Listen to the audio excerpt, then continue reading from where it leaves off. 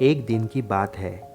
एक किसान अपने खेत के पास स्थित अनाज की कोठी में काम कर रहा था। काम के दौरान उसकी घड़ी कहीं खो गई। वह घड़ी उसके पिता द्वारा उसे उपहार में दी थी। इस कारण उससे उसका भावनात्मक लगाव था। उसने वह घड़ी ढूंढने की बहुत कोशिश की। कोठी का हर कोना छान मारा, लेकिन घड़ी नहीं मिली।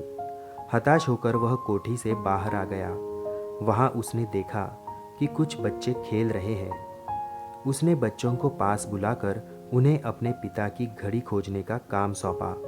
घड़ी ढूंढ निकालने वाले को इनाम देने की घोषणा भी की। इनाम के लालच में बच्चे तुरंत मान गए। कोठी के अंदर जाकर बच्चे घड़ी की खोज में लग गए।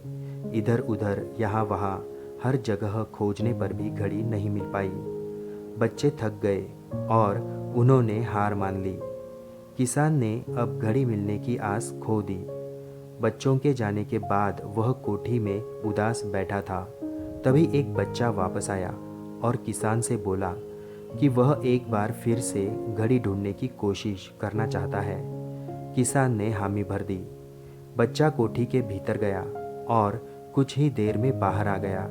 उसके हाथ में किसान की घड़ी थी। जब किसान ने वह घड़ी देखी तो बहुत खुश हुआ।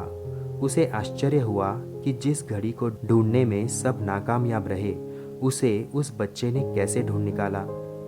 किसान के पूछने पर बच्चे ने बताया कि कोठी के भीतर जाकर वह चुपचाप एक जगह खड़ा हो गया और सुनने लगा।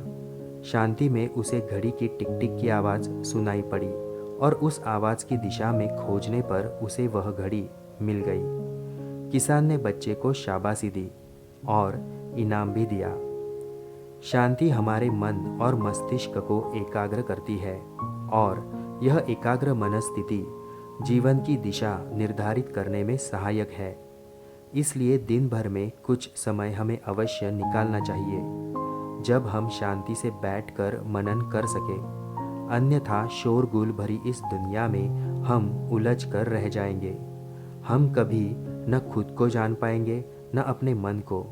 बस दुनिया की भेड़ चाल में चलते चले जाएंगे। जब आँख खुलेगी तो बस पछतावा होगा कि जीवन की दिशा हमने कैसे निर्धारित कर ली।